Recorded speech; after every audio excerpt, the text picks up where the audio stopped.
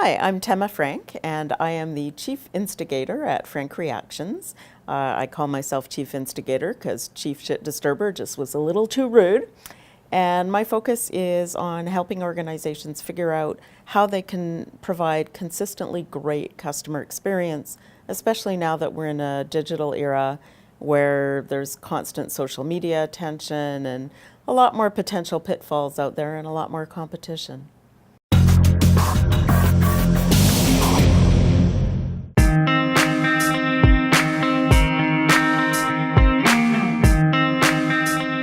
Well, of course, I use a lot of the standard stuff. I use the whole Google Suite stuff. I've succumbed, like everybody else, to the value of convenient free services, or largely free. But there are others that I use that I just find helpful on top of that. So things like Active Inbox, which is a really great little tool that works on top of Gmail and is essentially for task management, and I find that quite useful. I also use for things like meeting scheduling, obviously doodle polls, but also there's a service, and there are now a few different ones called Schedule Once, where in my case, because I have a podcast that I do, I'm also trying to book people for that.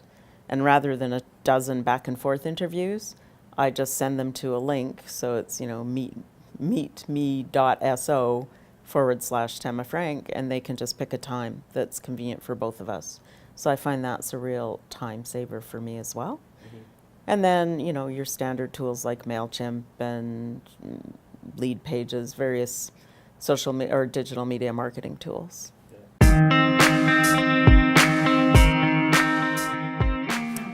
Yeah, my pet peeve, I guess, is when companies don't take usability seriously and don't take user experience seriously. Yeah. So back in 2001, I had actually founded a company called Web Mystery Shoppers. And what we were doing was essentially remote usability testing of websites and web-related customer service. And the thing that I discovered there, and I still see this, I think websites have improved since then, there's no question. But if you're really close to either web development or to your own company, you know stuff that's obvious to you and isn't obvious to people who land on your website. And so getting outside testing done is really, really important.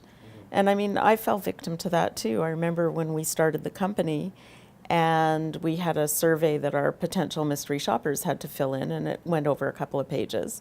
And we found people would start filling in this survey and then suddenly they'd stop.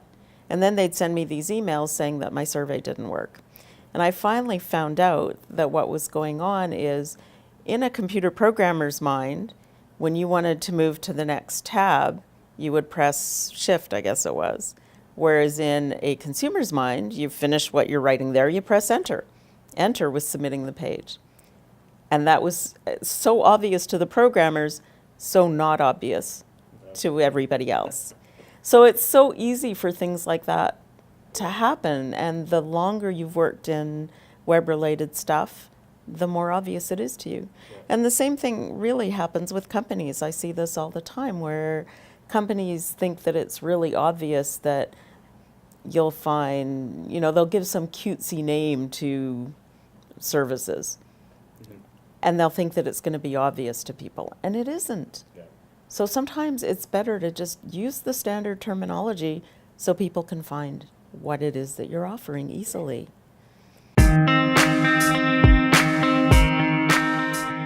Well, there are several tools, and you use different tools and approaches at different stages. So in an ideal world, you want to start some testing before you've even done any coding. So you want to start bringing in some people who aren't familiar with your products or services, even when you've just done wireframes, when you've done first sort of little drawings of what you want the site to be. Mm-hmm. Find out what's logical to them. There are tools you can use to help with things, what's called a card sort in usability, where to help you come up with what are the right navigation titles, what makes sense in what category to your potential users. Mm-hmm. So and offhand I can't think of the names of them, but there are a lot of tools that help you do that.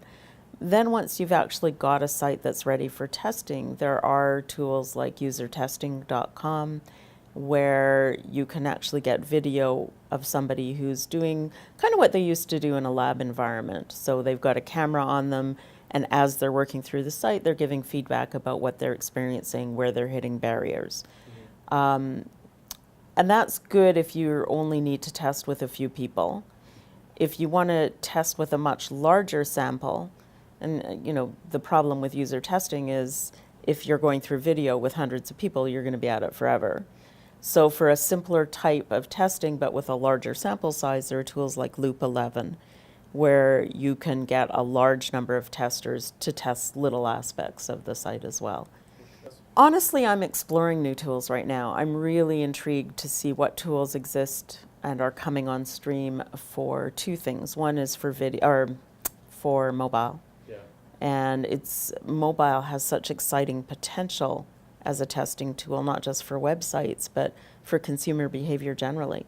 So people are much more comfortable now whipping out their phone in a store and taking photos and giving some feedback. That has tremendous potential. Haven't yet found the perfect tool for that, but that's starting to happen. Mm-hmm. So the other type of tool that I'm really excited by the potential of, but again, I don't think we're quite there yet, is the ability to do automated assessment of open text, of feedback that's just open, not structured feedback. Because one of the problems that we had with Web Mystery Shoppers is we would have like 200 or 300 people giving detailed feedback. There was a mix of qualitative and quantitative. So the quant is easy. You can calculate your averages. But going through hundreds and hundreds and hundreds of pages of comments, that's where the real richness was. But it was also really time consuming. And I think we're getting close to being at the point where there will be tools that will help us analyze that sort of text effectively.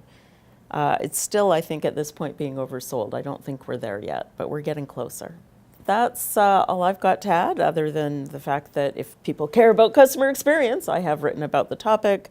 I have a book called People Shock, The Path to Profits When Customers Rule. And I also do a bi-weekly podcast, the Frank Reactions podcast. And I'd be happy to talk to anyone who's got questions. They can find me in all the usual places. Fantastic. Thank you very much. Thank you.